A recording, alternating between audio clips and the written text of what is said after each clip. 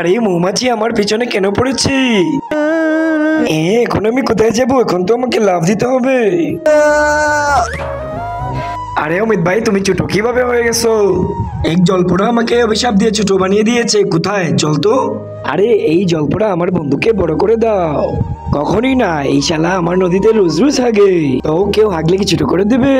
আরে হাগতে তো মেনে নিতাম, এই শালায় তো। আরে এই কালু, তুই এখানে হাঁটতে পারবি না? তাই নাকি? দেখাচ্ছি মজা। এই নে শালা। এই শালা দাঁড়া, তোকে আমি এখনই ছোট করে দিচ্ছি। কিন্তু তার আগে যে মা তোমার মুখে খাবার তুলে দেয়, সেই আদর্শ মায়ের জন্য লাইক এন্ড সাবস্ক্রাইব করে এই ইমোজিটি কমেন্ট বক্সে দিয়ে দাও।